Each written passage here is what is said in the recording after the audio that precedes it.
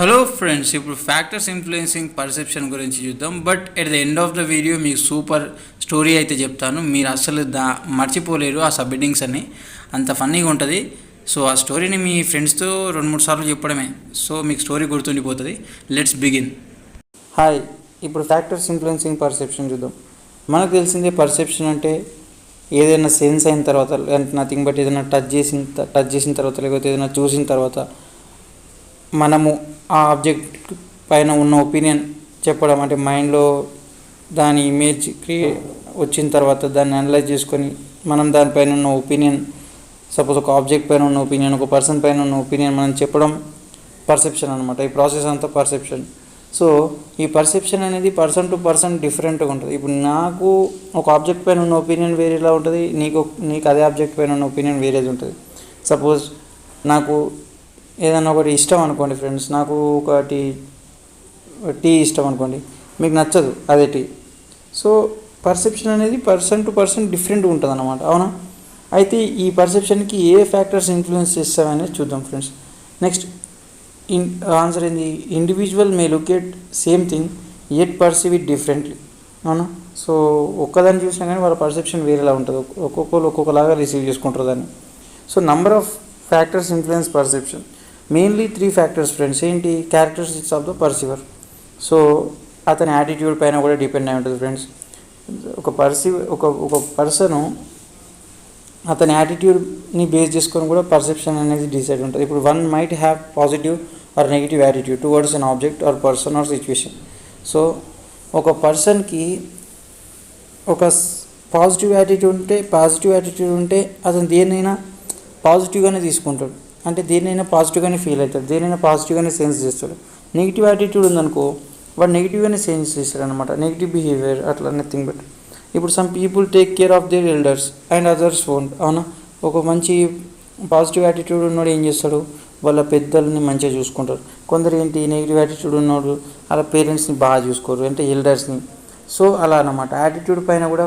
ఎందుకంటే వాళ్ళ చూపు అనేది వేరేలా ఉంటుంది. మనకు పెద్దోళ్ళు మంచి చేసిరు, వాళ్ళని టేక్ కేర్ చేసుకోవాలి, వాళ్ళ ఇంటికి రక్షణ అని అట్లా ఆలోచించినోడేమో వాళ్ళంటే చూసుకుంటాడు.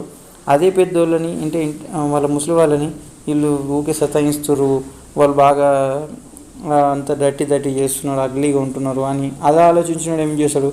వాళ్ళపైన నెగిటివ్ పర్సెప్షన్ ఉంటుంది అన్నమాట. సో అది బేస్డ్ ఆన్ యాటిట్యూడ్ అన్నమాట పర్సెప్షన్ అనేది. నెక్స్ట్ ఏంటి? నీడ్స్ అంటే వాళ్ళ అవసరాలను బట్టి వాళ్ళ పర్సెప్షన్ ఉంటుంది ఫ్రెండ్స్. ఇప్పుడు నాకు ఏంటి, నేను ఒక పూర్ పర్సన్ ఒక పూర్ పర్సన్కి సైకిల్ అనేది, ఒక ఎగ్జాంపుల్ చెప్తున్నాను, సైకిల్ అనేది చాలా ఇంపార్టెంట్.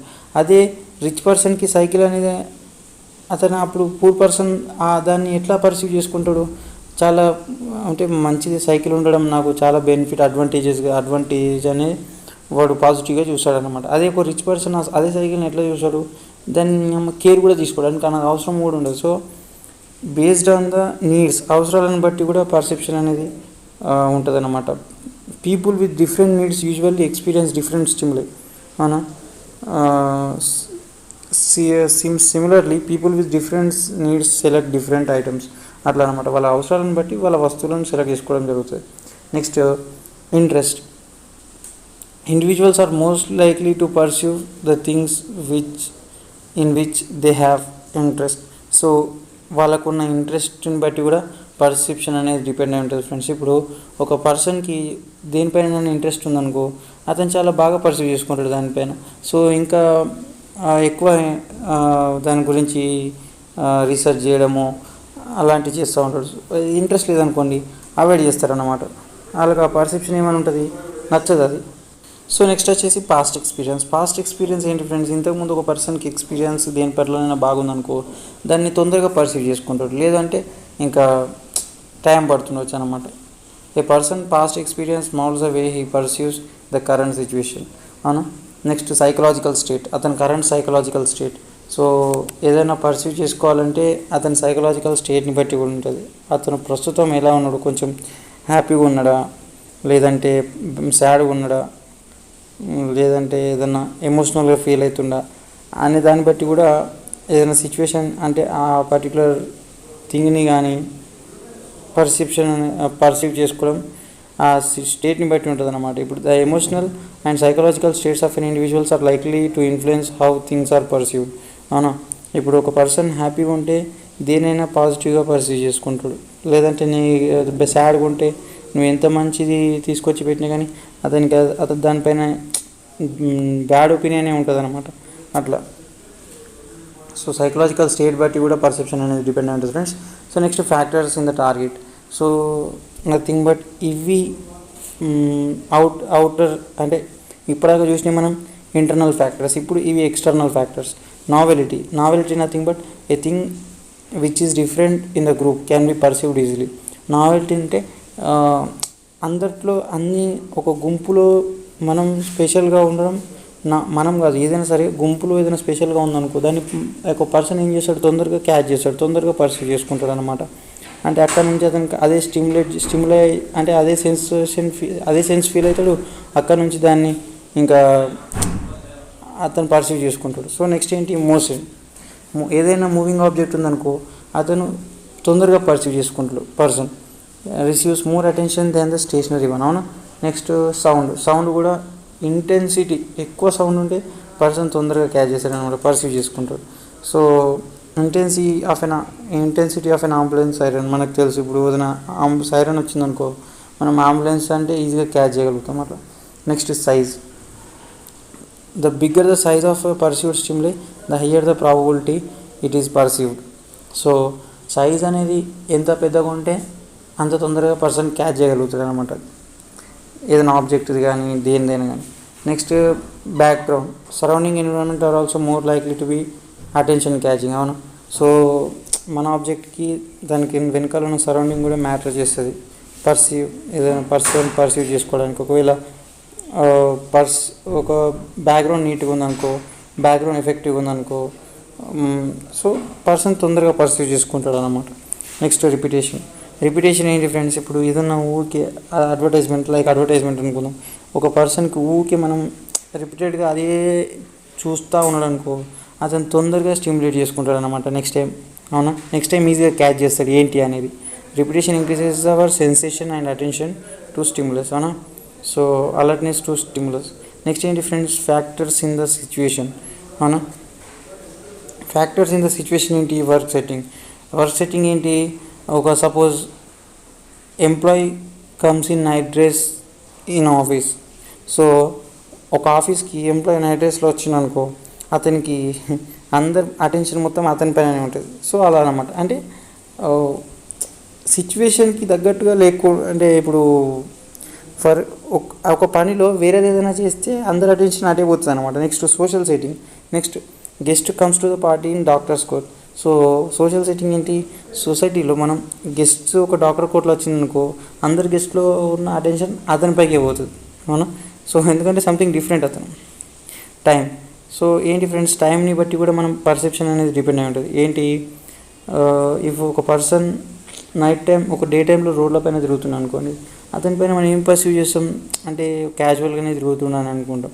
అదే ఒక పర్సన్ నైట్ టైంలో తిరుగుతూ ఉన్నాను అనుకోండి రోడ్ల పైన డైలీ, సో మనం ఏమనుకుంటాం, వాడు దయ్యం అన్న ఉండొచ్చు లేకుంటే పిచ్చోడు అన్న ఉండొచ్చు అని అనుకుంటాం అనమాట. అదే పర్సన్ని 2 waysగా మనం అనలైజ్ చేస్తాం, అంటే పర్సీవ్ చేసుకుంటాం. సో నథింగ్ బట్ ఇది all about factors of affecting అంటే influencing perception. Friends, as it is నేను ఇంతకుముందు వీడియోస్ చెప్పినట్టే మీకు ఇక్కడ ఒక స్టోరీ చెప్తాను, సో దట్ మీకు స్టోరీ గుర్తుంటుంది. సో ఏం చేయాలంటే మీరు ఈ స్టోరీని 2-3 ఫ్రెండ్స్తో చెప్పాలి. మీకు ఇందులో కీ పాయింట్స్ కవర్ అయితే ఫ్రెండ్స్, సో దట్ మీరు ఎగ్జామినేషన్ టైంలో మీకు సబ్మిటింగ్స్ అనేవి ఈజీగా గుర్తుకొస్తే స్కోరింగ్ ఎక్కువ జరుగుతుంది, ఎక్కువ రాస్తారు. సో ఆ స్టోరీ ఏంటో చూద్దాం. చాలా కామెడీగా ఫన్నీగా ఉంటుంది. ఒకడు నా దగ్గరికి వాడి అవసరం ఉందని నా దగ్గరికి వచ్చింది ఫ్రెండ్స్. స్టోరీ, ఒకడు నా దగ్గరకు అవసరం ఉందని వాడిని నీడ్ ఉందని చెప్పి నా దగ్గరికి వచ్చిన ముందు యాటిట్యూడ్ చూపెడుతుండు వాడు, బిల్డప్ చేస్తున్నాను అనమాట బాగా. నాకు తెలుసు ముందే, నాకు సైకాలజీ తెలుసు, అంటే ఎవడెట్లా బిహేవ్ చేస్తాడన్న విషయం తెలుసు. నాకు సైకాలజీ అంటే నాకు ఎక్స్పీరియన్స్ కూడా ఉంది అండ్ నాకు సైకాలజీ అంటే ఇంట్రెస్ట్ కూడా ఉంది. అండర్లైన్ చేసిన వర్డ్స్ చదవండి ఫ్రెండ్స్, మీరు చూసుకోండి. నాకు కోపం వచ్చి ఒక తన్నా వాడేంది డైరెక్ట్ అంబులెన్స్లో పడ్డాడు పోయి.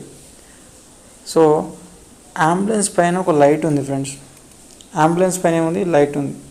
లైట్ ఫ్రీక్వెంట్గా కొట్టుకుంటూ ఉందన్నమాట, ఫ్రీక్వెంట్గా కొట్టుకుంటూ ఉంది.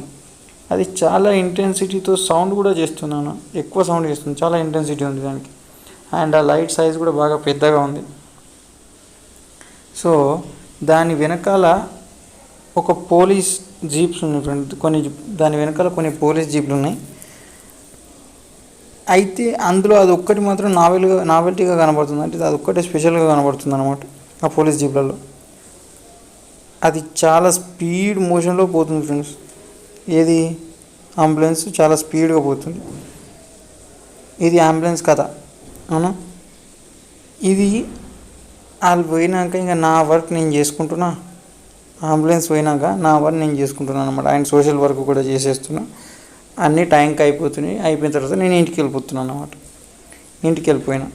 సో ఈ అండర్లైన్ చేసినవన్నీ మీకు కీ పాయింట్స్ లాగా ఒక గుర్తుంటాయి అన్నమాట. నీడ్స్ అని మనకు యాటిట్యూడ్ అని, కరెంట్ సైకలాజికల్ స్టేట్ అని, ఎక్స్పీరియన్స్ అంటే బేస్డ్ ఆన్ ఎక్స్పీరియన్స్ అని, ఇంట్రెస్ట్ అని, ఇవన్నీ సబ్హెడ్డింగ్స్ నేను ఇంతకు ముందు చెప్పాను. అవన్నీ ఇందులో కవర్ అయిన ఫ్రెండ్స్. అండర్లైన్ ఆయన అన్నీ చూసుకోండి ఒకసారి. ఈ 2-3 సార్లు ఈ స్టోరీని మీ ఫ్రెండ్కి చెప్పండి. సో దట్ మీరు చాలా గుర్తుంచుకుంటారు అనమాట. స్టోరీ గుర్తుంచుకుంటే సబ్హెడ్డింగ్స్ గుర్తుంటే మ్యాక్సిమం ఎగ్జామ్లో అటెండ్ చేస్తే